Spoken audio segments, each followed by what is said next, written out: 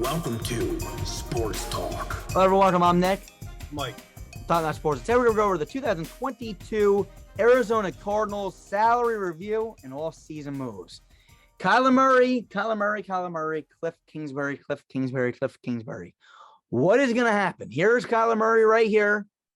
Posture kind of slumped, holding his ankle, looking upset, looking at the scoreboard. Mike, I mean, usually I don't have you hop in right away, but Mike, what did this picture tell you? This is a guy that's checked out. Now, we don't usually do this before the video, but I just want to say this, okay? Any guy that refuses to go back into the game in any point needs to reevaluate himself. You have a guy like Tom Brady. So, I mean, it's unfair to compare him to Tom Brady, but Tom Brady goes back into the game to throw Rob Gronkowski a ball because Rob Gronkowski needs one more catch to earn some extra money. And you got Kyler Murray in a playoff game, refuses to go back into the game. That's embarrassing to me. I agree. Look, you know how high praise I always give to Kyler Murray. What kind of leader? You're supposed to be the leader of the team. Who is going to follow your leadership if you don't ride or die with him on the field? That's just my point. My point of view. All right, so we're gonna hop right into it. I mean, look, this team literally last year has a really tough division. So, I mean, for the love of God, you look at guys like Joe Burrow, his rookie year, struggled badly with the Bengals, turned it around. You look at Derek Carr, his entire career, organization screwed him for years. Guy did things. Matt Stafford, Lions screwed him for years. Didn't say a damn word. And now you got Kyler Murray, who's not even being screwed, but it's just in a tough situation because of the division, and he's already speaking out. 11-6 this year, went second seed. Let's hop into this video and do our mock offseason. Mike, go ahead if you take away the first slide. All right, so let's look at their cap room. Right now, they have $2.7 million available in cap. Now, they got some cuttable players on this team. You look at DJ Humphries, for example. If you cut him, you save $15 million. So you add $15 million to that 2.7, which is a huge deal, to be honest with you. And then if you go over to a guy like DeAndre Hopkins, who they're not going to cut, but I'm just going to explain it. In the red, if you would release DeAndre Hopkins, you would actually lose $4.9 million, so it would hurt your cap.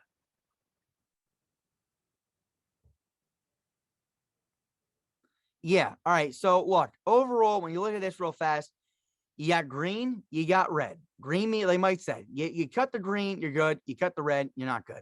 When you look at DJ Humphries, $15 million you can save. That's amazing.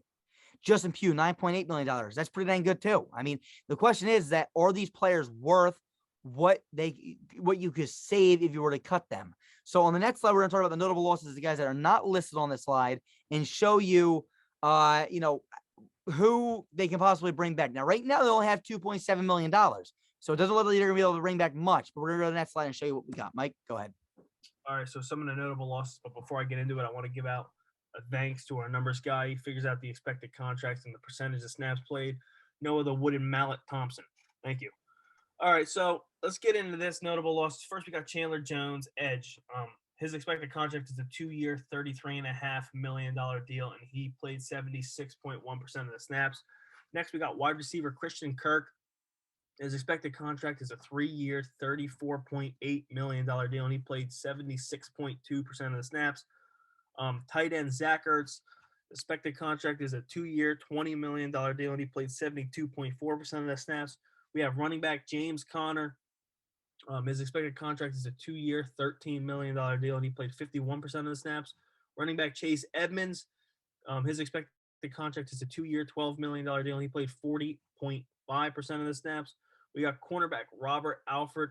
His expected deal is a 1-year, $5 million deal. He played 53.6% of the snaps. Tight end Max Williams. His expected contract is a 3-year, $18.75 million deal. He played 18.9% of snaps, but he did get injured this year. Wide receiver A.J. Green, expected contract is a 1-year, $7.25 million deal. He played 75.7% of the snaps. And finally, quarterback Colt McCoy, his expected contract is a 1-year, $1.5 million, and he played 17.8% of the snaps. Here's a list. Rule of thumb, usually guys that play a high percent of the snaps are guys that they bring back if they played well, because why do you want to lose the continuity? The issue is right now with $2.5 million in cap space, they got to make some moves if they want to bring these guys back. So let's go to the next slide where I'm going to show you the potential targets. Estimated cap space, $2.7 million. Here we go. This is crazy. We're going to cut a lot of guys. First video where we're really cutting a lot because there's a lot of guys I think they also want to bring back. DJ Humphries, Pro Bowl left tackle, $15 million. They're going to cut him. Move on. Justin Pugh, left guard, $9.8 million. They can cut him. Move on. Jordan Hicks, a guy that's been so dang good for this team every year. They're trying to replace him. I think they're finally going to pull the trigger. $6.5 million to get rid of him. Jordan Phillips, $4.1 million saves. Tanner Vallejo, $1.7 million. And Javon Hagan, $0.7 million saves. $40.5 million in estimated cash space available. Estimated signings, bring back Christian Kirk, who was our number one receiver this year. 3 years, $34.8 million, $11.6 million cap hit. James Conner, running back, 2 years, $13 million, $6.5 million cap hit. Ryan Jensen, 3 year, $39 million, $13 million cap hit. And last but not least, Orson Corbett, 4 year, $36.8 million, $9.2 million cap hit. Total cost, $40.3 million. Estimated rated cap, $0.2 million. Look at team needs. You need a running back, wide receiver, tight end, interior offensive lineman, offensive tackle, defense tackle, edge, and cornerback. We have you re-signing James Conner to fill in that running back need, re-signing Christian Kirk to fill in that wide receiver need, signing Ryan Jensen to fill in that interior offensive lineman need on top of bringing in Austin Corbett, which is also an interior offensive lineman need. And actually, we have you drafting Trevor Penning in the first round, which will fill in the offensive tackle need. That's supposed to be here. Second round, we have you bringing in Jalen Weidermeyer, the tight end, to fill in that tight end need. Last but not least, third round, we get you bringing in Thomas Booker to fill in that defensive tackle need. The rest you'll fill in later rounds. So let's hop into the next slide where Mike's going to break down your 2022 starting projected depth chart. Mike, go ahead. All right, so looking at the 2022 projected depth chart. So first, we got the players in green, Austin Corbett and Ryan Jensen. These are two guys we have them bringing in free agency. Next, go into the players in orange. These are players that are re-signed. So James Conner is re-signing. He's back in his starting position. And also Christian Kirk is re-signed back as a starting wide receiver for this team. Now we got the players in light blue, Jalen Weidermeyer and Thomas Booker, who are rookies we expect to step in and play right. Oh, and sorry, Nick, and Trevor Penning, who are rookies that we expect to come in and play right away. And then the players in yellow, Justin Murray and Zach Allen, are what we consider placeholders. So this is where we think they should attempt to improve on right here are these two guys. Yeah, and you broke it down perfectly. I mean, look, this team, the offensive line, I mean, we're completely overhauling it. And people might say, well, why are you getting rid of DJ Humphries? Well, because, you can bring in a center, and there's not a lot of centers this year. You need a center. And Justin Pugh was taking up $9 million. I believe we got Corbett taking up $9 million. Also, you're saving about $0.6 million, so $600,000 with that move. You say, well, why? Well, look, all in all, to bring back Conner and Kirk, it's going to cost a lot. So saving, even if it's total of $2.8 million, is something. And it's enough to bring back Kirk and Conner a little bit, but to get them to their desired contract, you're going to need every little bit of money that you have. You look here, Trevor Penning's a really good left tackle. I mean, we'll see where he falls, but right now that's where we got him going here with Kelvin Beachum on the right tackle position. Look, overall, there's a lot more offensive tackles coming out of this draft than centers and guards. And Trevor Penning, somebody that can probably come in and start day one at the left tackle position for this Arizona Cardinals team. You got a young guy in him, a young guy in Orson Corbett, and Ryan Jensen literally was just a Super Bowl champion 2 years ago. You look at Jalen Weidermeyer, and Orson Corbett is a Super Bowl champion this year. So, I mean, there you go, two veteran Super Bowl champions. Jalen Weidermeyer at tight end, going to fill in that Zach Ertz loss.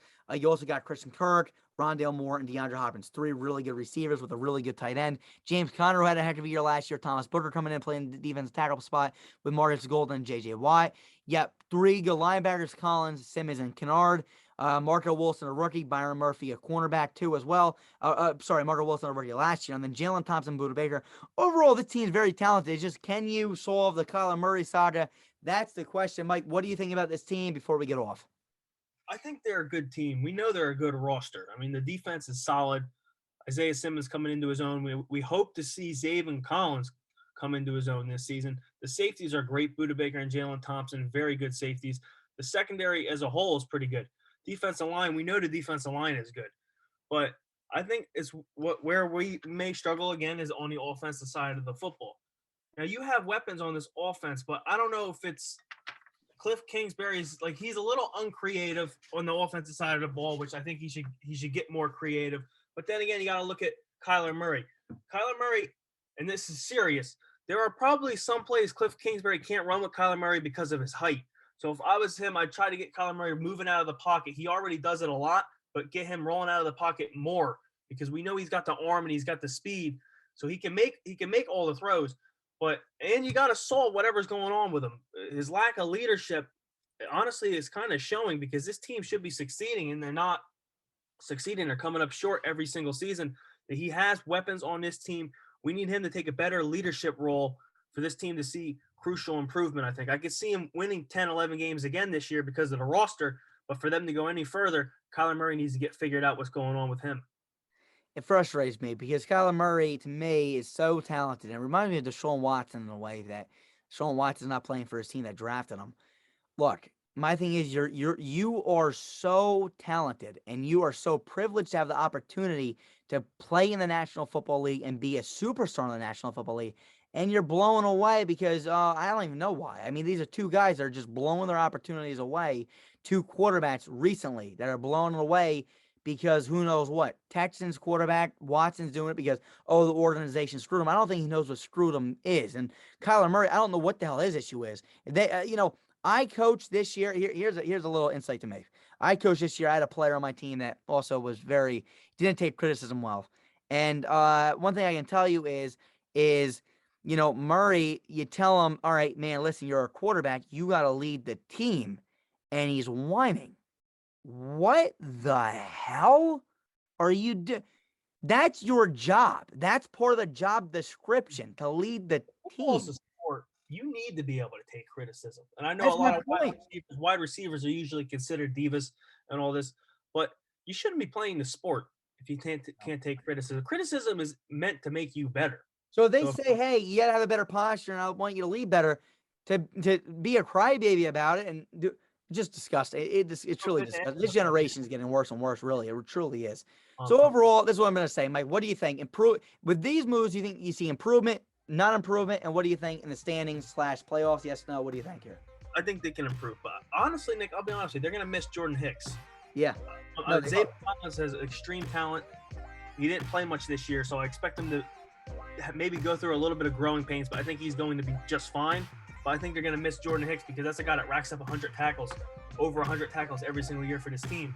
But I think they'll improve. I think if they can stay healthy and Kyler Murray can figure out what's going on in his head, I think they'll be fine. I feel like their offensive line is getting younger, maybe a little bit more spirit. Like they got some pretty good guys coming in here. Tight end, really good tight end. I mean, again, it just sucks to losing Zach Ertz. So you honestly look at it, you can say possible upgrade, possible downgrade. I look at him being about the same, and we'll see what the hell Kyler Murray does if he starts stepping up and filling in his actual role that he's supposed to. But until next time, guys, we'll see you soon. Peace. We are.